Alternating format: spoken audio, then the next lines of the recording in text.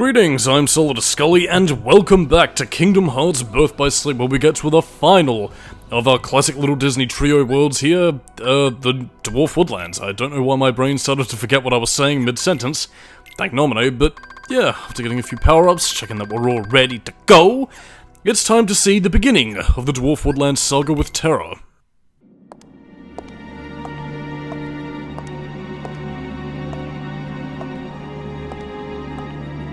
Spirit of the mirror, come from the farthest space.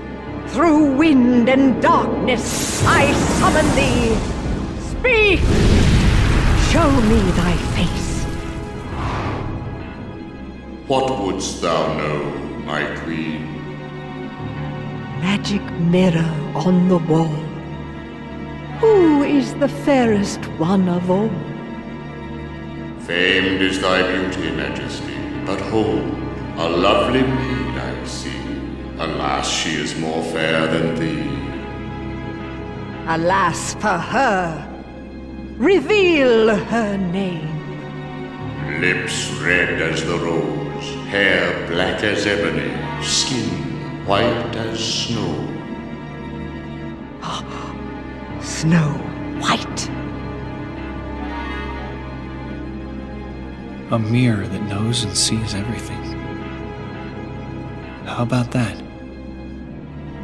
The heart of Snow White doth shine bright. Beware, my queen, a heart of light.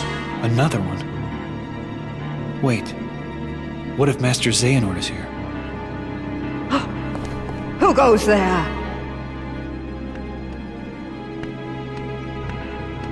My name is Terra. I'm looking for a man named Xehanort. Master Xehanort. I thought maybe you might have seen him. That name is of no consequence to me.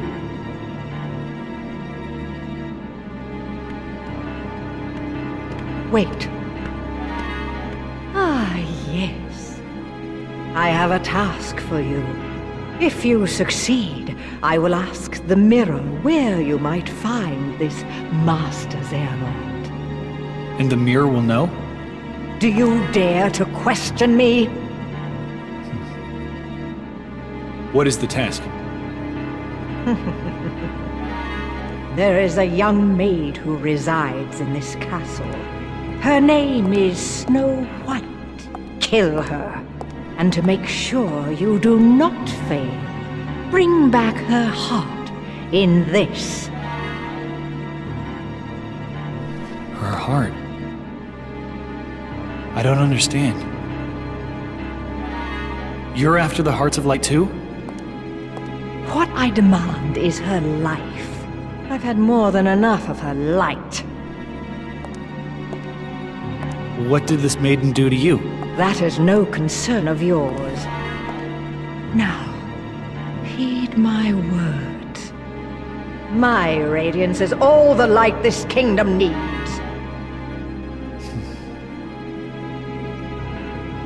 Where can I find her? Outside the castle, there is a glade of wildflowers. You are dismissed. Go now and seek her there. A Heart of Light. This Snow White is my best chance right now. Maybe she will lead me closer to Master Xehanort. But what if I... No, I won't let that happen.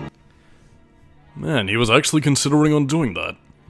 But again, I think this also starts to establish a bit of a pattern that you see with Terra. Not necessarily with Cinderella's world, again, for she is Terra's one true love. But yeah, Enchanted Dominion, interacting with a villain, Dwarf Woodlands, interacting with a villain. A pattern that does continue with pretty much most of the worlds save for Disney Castles, so... Yeah, Terra compared to Ventus and Aqua has a pretty straight and narrow pathway, so... Yeah, not really too much to say. And given the fact that we saw Snow White enter the, Forbidden Forest, yeah, it's a bit of a foregone conclusion as to what we're doing in this level, and, yeah. So I'm not really gonna have too much to say here. Even the areas are repeated from Aqua's story when we were stuck in the dungeon, so... Yeah, rather than just sort of blandly try and find something to say, in the meantime, however, I'm going to read you a story. Yes, indeedy, if you have kids and Wayans watching Solidus-Skully, first of all, you should probably take better care of your children. I'm not here to take care of them, after all. But in the meantime, I figured, you know what, let's learn about some classic fairy tales. So, tonight, I am going to read to you Snow White, or as it was once called by the brothers Grimm, Schnee, I think. Oh no, Schnee wittchen, I think. Whatever. Scorny, correct me in the comments if you're watching this. Oh, hang on, was it, Schnee und Rosenrot? Yeah, whatever. Anyway, a queen sits sewing at an open window during a winter snowfall when she pricks her fingers with her needle. Have I got the right one, or is this, No, it's the right one, sorry. I was confusing this with Sleeping Beauty. 3 drops of red blood drip onto the freshly fallen white snow on the black windowsill. She then says to herself, "How I wish that I had a daughter that had skin as white as snow, lips as red as blood, and hair as black as ebony." Holy crap, that's kinda dark. Anyway, sometime later the queen dies giving birth to a baby daughter whom she names Snow White. Tetanus shots. They did not exist back during medieval times when this took place. But anyway, a year later, Snow White's father, the king, marries again. His new wife is very beautiful, but a vain and wicked woman, who practices witchcraft. Jesus Christ, that king sure can pick 'em. Anyway, the new queen possesses a magic mirror, where she asks every morning, "Mirror, mirror on the wall, who's the hottest bitch of them all?" The mirror always tells the queen that she is the fairest, and the queen is always pleased with this response, because the magic mirror never lied. Unless the stepmother asked about whether or not she was fat, in which case the magic mirror lied every day. But when Snow White is 7 years old, her fairness surpasses that of her stepmother.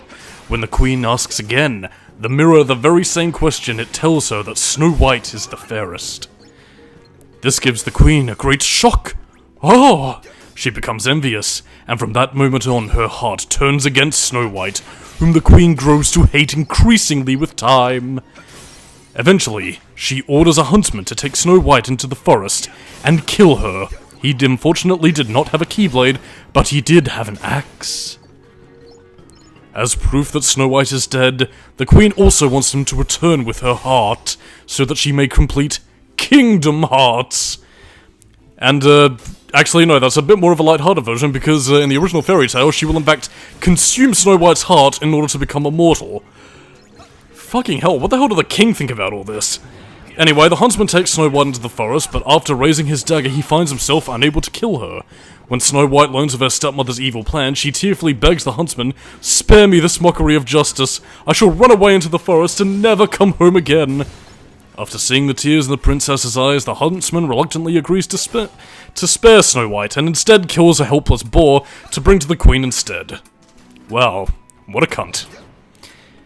After wandering through the forest for hours, Snow White discovers a tiny cottage belonging to a group of 7 magical boys, or dwarfs, as they are known in the politically correct landscape.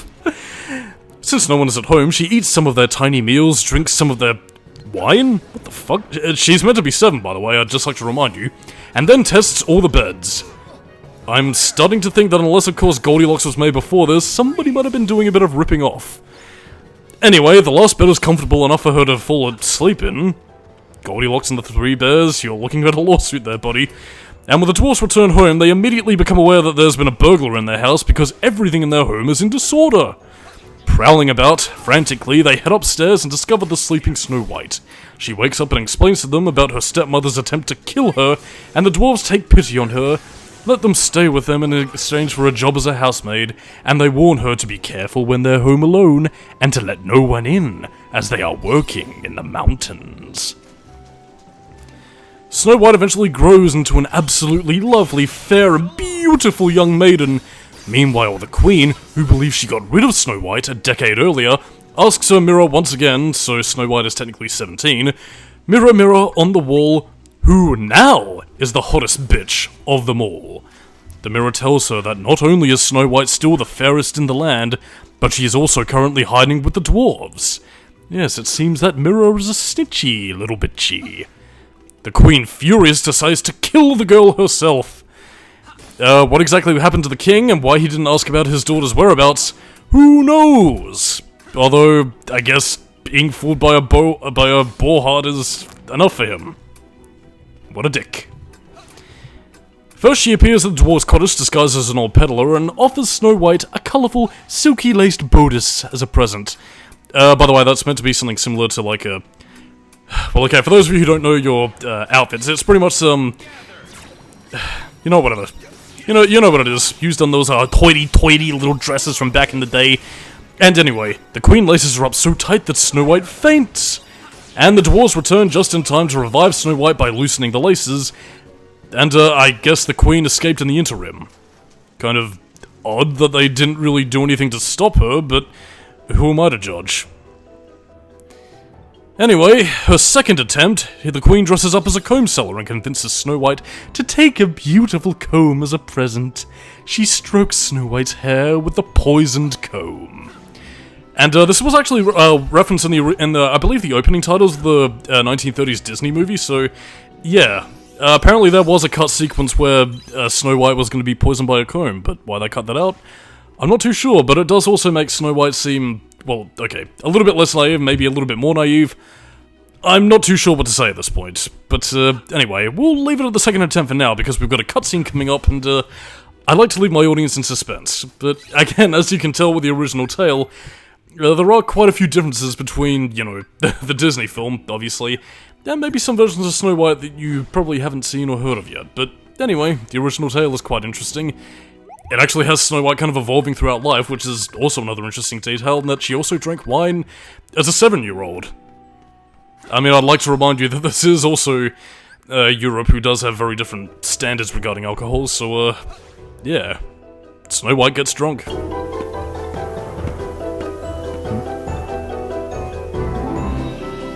I wonder if that's her.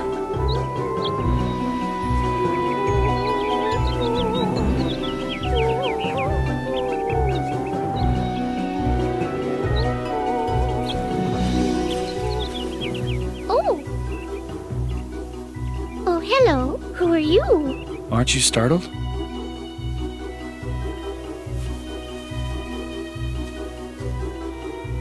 Should I be? It's true, then. Her heart is pure light.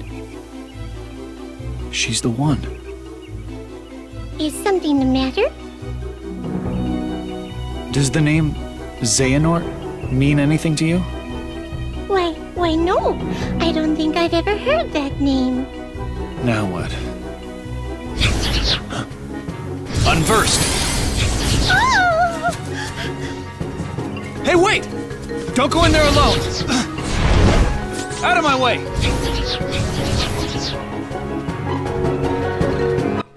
And now we have another unversed Sugar-Me-Doo. We'll get back to the tale a little bit later. But yeah, but the whole, you know, the attempts that the Queen makes on Snow White's life, again, she is pretty much disguising herself. I'm gonna assume using magic because, yeah. I don't know, it's quite odd, I mean, again, like, the whole purpose of these Grimm fairy tales was, you know, to educate kids about, you know, dangers of the world, and again, Snow White, again, you can also quite clearly see, don't trust strange peddlers offering you goods, which, again, you could quite easily see as, you know, don't trust, you know, old man Wiener Schnitzel offering his Wiener Schnitzel, otherwise, your Botzer pretzel will be punctured. Germany! Guten Tag! But I mean, on a serious note, though, like, yeah. Interesting stuff regarding the story there. I mean, granted, though, like, I mean... I don't really have much to say. I guess I'll finish explaining the story, but in the meantime, I don't know, reading that I was kind of entertained, and I hope you are as well. I mean, I am trying to punch it up with a bit of comedy here and there, but I don't know, the story itself is actually held up remarkably well.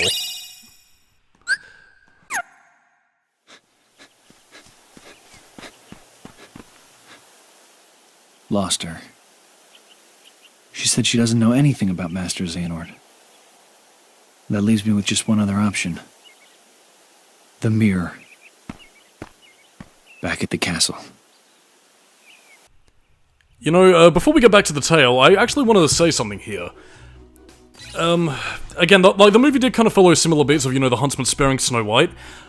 I am starting to wonder whether or not this probably would have been a bit more of an impactful story if maybe Terra did maybe at first attempt to go through with it, and, you know, in the pursuit of knowledge, you know, kind of making a hint towards someone he might become by the end of the game, And, you know, maybe, you know, the light inside him decides to spare Snow White after begging for her life. I don't know, I was just sort of thinking about that, and again, like, given Terra's struggle between the light and the dark, I think that might have actually added a little bit of extra spice to his character at the very least, because, I mean, all that happened was that it's like, Terra's like, hello, oh, wow, you're actually a pretty nice person. Oh no, the Unthirster here, gotta do a thing. I don't know, I mean, that's... whatever. I'll save my ramblings for another day. In the meantime, back to the story. Oh yeah.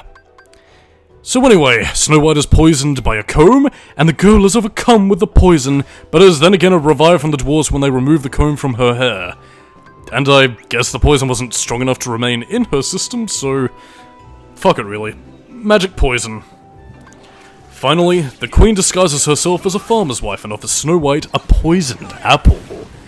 And after several different assassination attempts, Snow White is hesitant to accept it, but the queen cuts the apple in half, eating the white, harmless half, and giving Snow White the red, poisoned half to Snow White. So, yeah, unlike in the movie, where the poisoned apple was kind of dipped all over and, looking more like a Granny Smith apple? Apple? The girl eagerly takes the white, and assuming that the queen has finally killed her... hang on, I kind of skipped a bit. Anyway, Snow White eats the apple, she falls into a coma, and the queen thinks she's finally triumphed this time. The dwarves are unable to kill Snow White, and kind of assume that the queen won, so yeah, they place her in a glass casket, you know, kind of like what you saw a little bit on an Aqua story, and they pretty much make her a funeral. Which is sad. Anyway, the next day, a prince stumbles upon a seemingly dead Snow White lying in her glass coffin after a hunting trip, and upon hearing her story from the 7 dwarves, the prince is allowed to take Snow White to her proper resting place, back at her father's castle. So is this a prince from a foreign land? I would assume so, otherwise that has some unsettling implications. Anyway, all of a sudden, while Snow White is being transported, one of the prince's servants trips and loses his balance, dislodging the poisoned apple from Snow White's throat, magically reviving her. The prince is overjoyed with this miracle and declares his love for Snow White wherever he goes, on the balcony, on the patio, at the beach, wherever good times are had. Anyway, now that Snow White is alive and well, yeah, she's surprised to meet him face to face, humbly accepts his marriage proposal, and the prince invites everybody, even me, to their wedding, except for Snow White's stepmother, because I guess he saw the warning signs a mile away. Anyway, the queen, believing herself to be rid of Snow White, asks her magic mirror again, who is the hottest bitch in this land, until the mirror says that there is a bride of a prince who is yet fairer than she. So I guess, not really one obeying protocol or anything regarding the sanctity of marriage, she visits the wedding and decides to investigate. Once she arrives, the queen becomes frozen with rage, and fear when she finds out that the princess bride is her stepdaughter, Snow White herself. The furious queen tries to sow chaos and attempts to kill her again, but the prince recognizes her as a threat to Snow White when he learns the truth from his bride. And as punishment for the murder of Snow White, the prince orders the queen to wear a pair of red-hot iron slippers to dance in. And then she dances in them until she drops dead, with the evil queen finally defeated and Snow White's wedding continuing peacefully. How dare you return here, you blundering fool? What are you talking about? I ordered you to bring me Snow White's heart. A request I chose to ignore. You know, you claim to be radiant, but all I see are shadows of jealousy hanging thick on your heart. You will pay for such insolence. Magic mirror on the wall, consume this fool once and for all!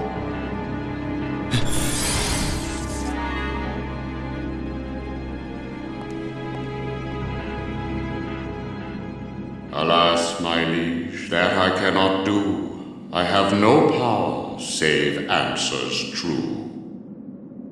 Huh? You dare defy your queen?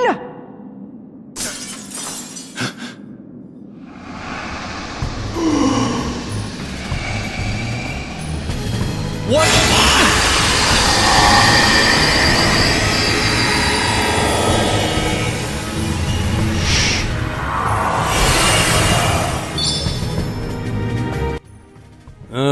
Now this explains why the magic mirror was angry with Aqua much later on. Yeah, a bit of a change here from the Japanese version of Birth by Sleep, actually, where in the original cut of Birth by Sleep, the Queen actually used her anger, malice, and hatred in order to, you know, spur the mirror into action. So, yeah, a bit of a bizarre change. I mean, it's not quite like Aqua's back, where, you know, you had to worry about the kids being, you know, worrying about Aqua being sexy or whatever, but anyway, this boss fight is pretty much the exact same. And, hit the smiling mirror, just avoid a lot of his attacks, and, you know, that's pretty much all she wrote. The only thing I really have to say at this point is I'll probably cut out maybe some of the more fuck-uppy attempts at my reading while trying to keep in pace with the gameplay, and hopefully that won't cut into the cutscene, but if not, I'll probably just have to cut my way through. If that does end up happening, I do apologize, but, you know, nothing too interesting really happens in this world apart from Terra taking the role of the huntsman and, you know, basically him going, "Wow, bitch, you're ugly. Fuck you, time to fight." Also, we never actually take down the Queen, so... yeah, she just... I mean, we see her in Ventus' story who gives the apple to Snow White, and after that she pretty much just disappears. I mean, I know the dwarves do fight her, like in the original movie, but after this, she doesn't appear again, so maybe the dwarves do finish off the evil Queen, but that's... I don't know. Doesn't really explain it too well, but in the meantime, Terra has saved the day.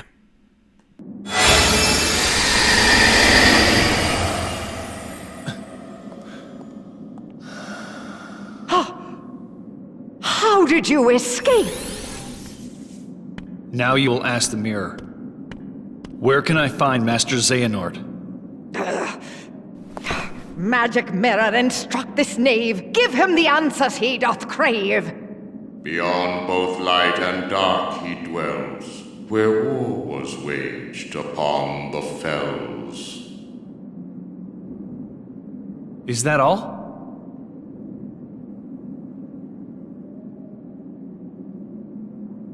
Thanks. You've been a big help.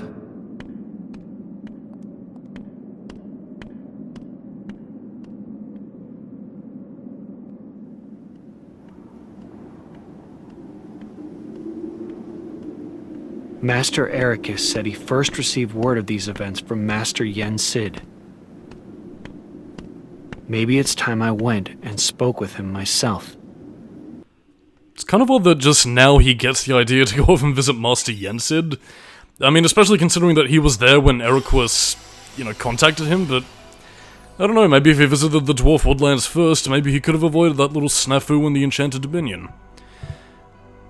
Yeah, I've also heard that apparently you can miss Terra going to, you know, the Mysterious Tower, but I've never been really too sure about that. But anyway, I'm Solidus-Skully, keep it new metal, thank you for listening to my story, and I'll catch you next time.